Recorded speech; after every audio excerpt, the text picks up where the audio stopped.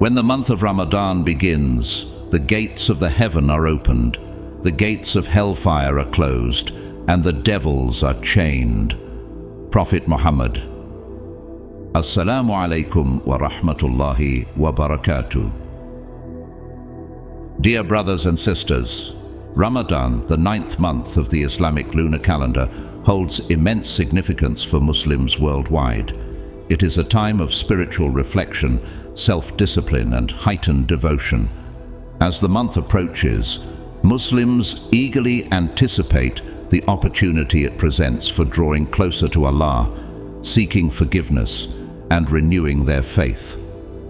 With its dawn to dusk fasting, increased prayers, and acts of charity, Ramadan offers a unique opportunity for self-improvement and spiritual growth. We are very close to the blessed month of Ramadan, and in this holy month, it is more important than ever that we take full advantage of this time. Today, we will give 7 Islamic points and principles about how to prepare before Ramadan. Stick with us until the very end, because the last one is probably the most important one, and it will change the way you view yourself and your relationship with Ramadan, inshallah. Do not skip ahead, do not be weak, and embrace each step with strength and determination. Number 1. Perspective. Your perspective about Ramadan is the most important thing for you to get right before you approach it. The only thing that is comparable is your niyyah, intention. Make sure that you have a pure intention, one that is for goodness. Understand that the month of Ramadan is not an inversion of your normal life, wherein you continue the same eating, the same excess, the same haram, just 24 hours differently, doing it at night instead of during the day. Subhanallah, this is a time for you to develop control over your desires. This is a time to develop zuhd, asceticism, but that which is compliant with Islam, living in simplicity, only taking the minimum that you need. We do this by repenting, not just repenting, which is something we'll cover in much more detail later, but also by restraining ourselves in the halal. If you're restraining completely halal things like intimacy with your spouse, eating and drinking, how much more important do you think it is to restrain from the haram? This is the most basic tenet of gaining iman. Anyone can enter Islam with just the shahada, so do you really want to be on the same level as someone who just entered Islam?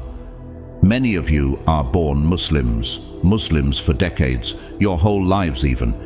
Is that really the level that you want to stop at? Wara is leaving off all haram, abstaining from all of the major sins, and in fact, trying to stay away from the minor sins, recognizing that they can easily become major. This is the most basic level of a believer before they can reach iman, which is the level of true faith. This is where you'll find ihsan and goodness. You'll find spiritual cleansing and control in your heart.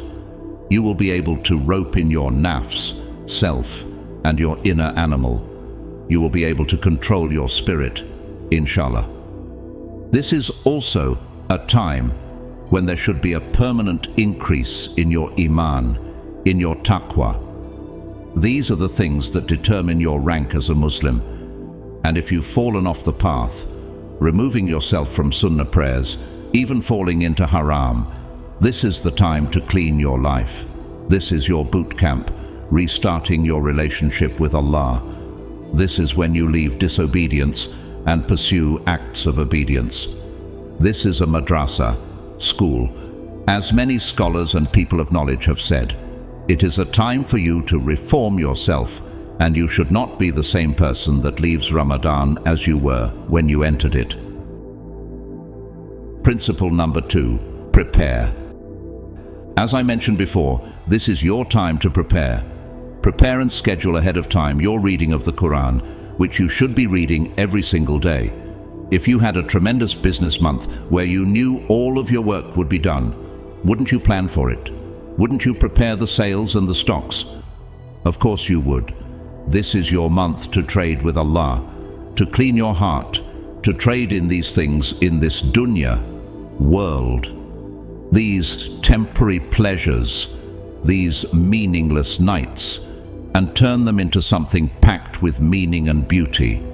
This is where you can correct yourself and move closer to Allah through charity, through reading the Quran, at least one juz per night. You must come with a plan and a schedule in advance, because during Ramadan, as I'm sure you know, there's not going to be a lot of time. You're going to be tired and exhausted, and making a plan is the last thing you're going to want to do. So make it in advance. Expect to have no time. Buy your food in advance and make a meal prep plan. Plan out easy meals that you can make in the morning and meals that you can make at night. Plan out how much you need to eat in order to satisfy your caloric requirements. Try to do the minimum that you can. Read at least one juz per day of the Quran, and read it with understanding and contemplation. Read it with a translation, because it is meaningless to simply recite the words of the Quran if they do not penetrate your heart. By doing this, you will prepare for the biggest month of the year, and inshallah, through preparation, you will find success. Principle number 3, holding yourself back. In the month of Ramadan, it is well known that the shayateen devils are chained, the gates of hell are closed, and the gates of heaven are flung open. Subhanallah, this is the time when many are saved from the hellfire, and it is also a time when, very sadly, many do not take advantage of this time, and many even fall into major sins. Subhanallah, how is this? If the shayateen are chained, how is it that people will fall into major sins? Well, there are a few explanations that I've heard that made the most sense to me, and that I will share with you. One is the example of a chained tiger. Look at the tigers in the cages at the zoos. They're still a caged animal, and they're still incredibly dangerous. They can't come out and chase you, but you can still go into them. And if you enter the cage of a tiger, it will still kill you. This is the same case with the shayateen. For those who pursue their sins, it is made easy for them to stay away. The sins are no longer chasing you. It is you who is chasing them, and it is this realization that will make it much easier for the brothers and sisters who find themselves struggling during Ramadan. Know that it is you that is chasing that sin. It is your behaviors that are bringing you closer in proximity to it. It is your lack of self-control. Think of the case of the sprinter who is running full speed in one direction, and suddenly he is told to stop.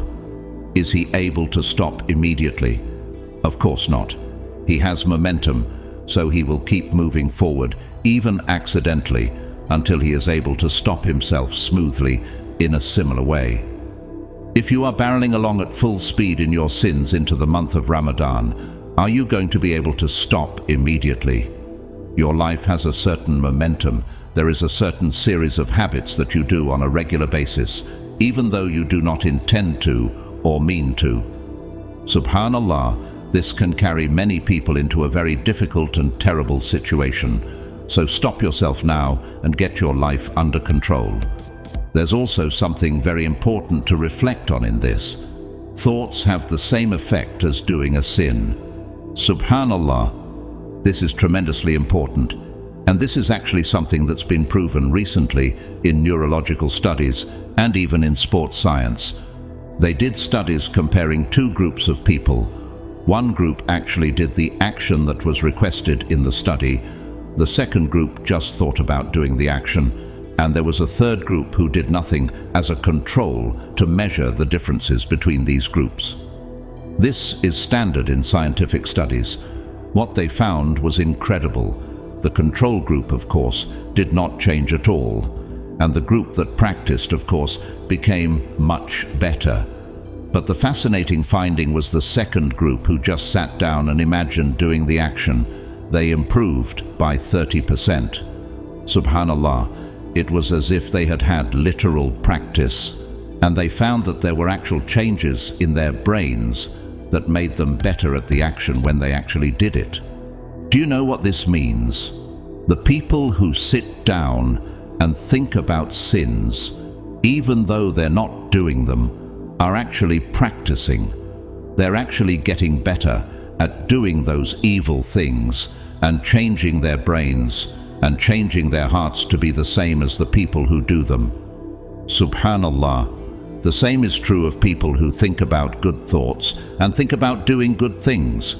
They are actually changing their hearts and their bodies and their minds to become better people. So control yourself, brothers and sisters. Hold back. Remember that the tiger is chained, but it is not toothless. Stay away from it.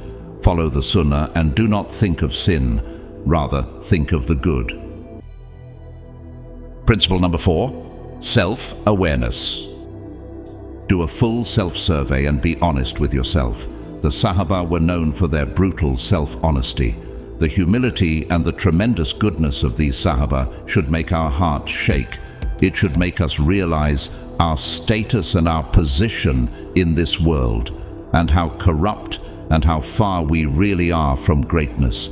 Subhanallah, we need to try harder and harder every day, brothers and sisters, to be like they were, because only by being the way that they were and striving for that greatness can we bring about a truly great ummah again. Therefore, take yourself to account before and after Ramadan. Be honest, correct yourself, ask a friend or a close and trusted confidant to really help you. Another important tip is to do an evaluation every single week. Set a day, set a time, and set a place. For example, on Friday after Jumu'ah, sit down and open your book and do a self-assessment. Do this at your study desk when you have some free time after everyone else is napping. Stay up for half an hour and complete a self-assessment to see if you are on track with your goals and the things that you set out for yourself as you prepared for this Ramadan. May Allah make it easy for you, brothers and sisters. Principle number 5. Forgive and ask for forgiveness. Ramadan is the time when you can make up for all of the wrongs that you have done. No matter how much evil you have done, no matter how much of an evil or destructive person you have been, you can change, you can become better, and you can choose to do it right now. You know who I'm speaking to, and you know who this applies to. And there are many of you, sadly, who may not know and may not realize at all. But maybe you can think of someone else who has done extreme harm and is harming other people. I'll share with you a story of a man who killed 99 people. Perhaps you've heard of this story. The man made his way to a holy man and he asked him, "Is it possible that Allah will forgive me?" The holy man said, "No, it's not possible." And he killed that man right there where he stood. The man continued to search after he had killed 100 people. Imagine what led him down that path to have killed 100 people at a time when it wasn't the way it is now, where people drop bombs without looking at someone. He had to be there in person. This is not an easy thing to do. Subhanallah, this man went to a true person of wisdom and asked him, "Is it possible that Allah will forgive me?" And the man said, "Yes, it is." And he taught him about tawbah. He taught him about repentance. Looking at this story, we can derive certain principles about tawbah. One is that he was sincerely repenting. He was sincerely regretful for the harm that he had done. Two is that he actually turned away from the evil that he did. He tried to make a new life. He removed himself from the situations that would have caused him to fall into sin again. He tried to even leave the place where he was and go to a new land. Of course, he also apologized to Allah and asked for Allah's forgiveness for his sins. These are 3 of the most important steps of tawbah. However, something that many people forget in this process is that there's an additional right that's added on when you've harmed other people, and that is that you have to restore their rights if it is possible. If you have cheated someone, fooled someone, or stolen from someone, then return their things to them and try your best to restore the rights of those you have harmed and damaged. Otherwise, these people will have a right over you on the last day. Therefore, we sincerely hope that you will look into Tawbah and seek forgiveness, not only for those whom you have harmed, but also allow other people to seek forgiveness from you. Because the fact is that if you gain forgiveness for everything that you have done, but you don't forgive anyone who hurts you, then in the end you will harbor hate in your heart, and this will destroy you. Brothers and sisters, there's almost nothing more toxic than hatred for another human being, especially one who deserves it. This is very ironic, but you will see this every single time. Every single time you look at those who have been oppressed and they deeply hate their oppressors, they're destroyed people. However, you see people who have come back from the brink, who have been destroyed and oppressed, and yet they have this beautiful resilience about them, a beautiful light about them that nobody can extinguish. These are the true winners, and these are the people who move forward. Now, it is possible that you have a complete right to hate someone, but it is like drinking poison and hoping that the other person will die. Does that make any sense to you? Your hatred is not what protects you. Rather, it is what stands in the way of your healing. It is very possible for you to cut someone out of your life, or even to punish them, seek their punishment, or seek justice or reparations for yourself, but not to hate that person. This is a very high level of Iman. We do hope that each of you can reach it and that you can find a peaceful balance in your life between protecting yourself and protecting your heart, inshallah. Number 6. Be dignified and peaceful. Sakina indeed embodies the essence of peace, dear brothers and sisters. It transcends mere actions. It permeates one's being, resonating in every deed, emotion, and interaction. Its authenticity is unmistakable, impossible to counterfeit.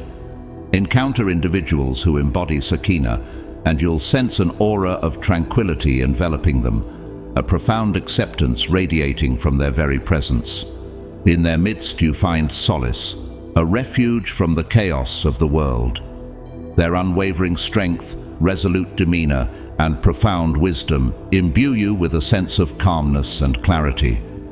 It's as though they are a blazing fire, illuminating the path ahead, while you, a flickering candle, find renewed vigor in their proximity. Their influence ignites your spirit, elevating your thoughts, broadening your perspective, and nurturing the very essence of your being. In their company, you not only find peace, but also discover a deeper understanding of yourself, your purpose, and your potential.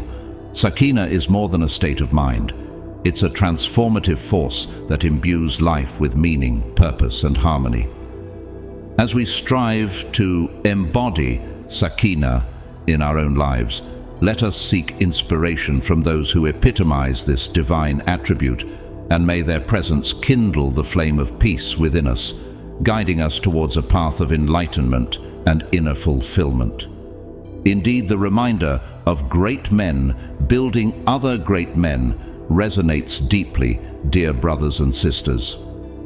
True greatness manifests in serenity, in maintaining dignity even amidst adversity, in navigating challenges and impossible circumstances with grace and composure. As we embark on our spiritual journey, let us not forget the significance of fasting, a sacred act of devotion and self-discipline. In moments of hunger and thirst, let us gracefully proclaim, "I am fasting," invoking the blessings and protection of Allah. In Hisnul Muslim, a treasure trove of supplications, you will find a dua precisely for this purpose. I refrain from providing the exact wording, not out of ignorance, but to encourage you to seek it yourselves. Embrace the opportunity to explore and discover, for knowledge attained through personal endeavor holds profound significance. I urge you, my brothers and sisters, to embark on this quest for spiritual enrichment. Download Hisnul Muslim an invaluable resource freely available to all, and delve into its riches. In doing so, may you deepen your connection with Allah, fortify your resolve, and draw closer to the sublime essence of faith. May Allah facilitate your path during this blessed time. Let His guidance remind you of the importance of dignity and patience, steering clear of sin and the heedless rush that often characterizes this sacred period. Amidst the hustle and bustle, it's crucial not to succumb to the impatience and rudeness that pervades the atmosphere as people hurriedly make their way to Maghrib prayers or rush to break their fast, disregarding basic courtesy and consideration for others. It's disheartening to witness the erosion of the true spirit and purpose of Ramadan in these moments, almost bordering on the absurd were it not for its underlying sadness. Brothers and sisters, let us not be ensnared by such behavior, nor allow our loved ones to fall into its trap. Instead, let us gently remind ourselves and others of the profound significance of Ramadan, fostering an atmosphere of mindfulness, compassion, and reverence for this sacred month. Principle number 7. Make the most of Sha'ban. In the period preceding Ramadan, many Muslims unfortunately overlook the significance of Sha'ban, unaware that during this time their deeds are compiled and presented before Allah. Sha'ban, our current month, holds profound importance, echoing the practices of the Prophet Muhammad, peace be upon him, who fasted extensively during this period with occasional breaks. Notably, on the 15th day of Sha'ban in the Islamic calendar, Allah, glorified and exalted, be He, scrutinizes the sincerity and purity of one's heart. This critical juncture offers believers a moment of introspection, where their spiritual state is assessed by the divine. It serves as a poignant reminder of the importance of inner piety and righteousness, beyond mere external observance. Brothers and sisters, the presence of jealousy or hatred towards fellow Muslims can pose significant dangers to our spiritual well-being. As we embark on the month of Sha'ban, it presents us with a golden opportunity to purify our hearts from such negative traits. Let us delve into the essence of Sha'ban, understanding its significance and purpose. Through fasting during this sacred month, we not only cleanse our bodies, but also purify our souls from the stains of sin. It is a time for introspection, where we meticulously examine our conduct, habits, and character. By organizing our time and lives effectively, we can devote ample resources towards self-reflection and improvement. This is an occasion to delve deep into self-study, understanding our strengths, weaknesses, and areas for growth. Let us seize this moment to prepare ourselves diligently for the upcoming month of Ramadan.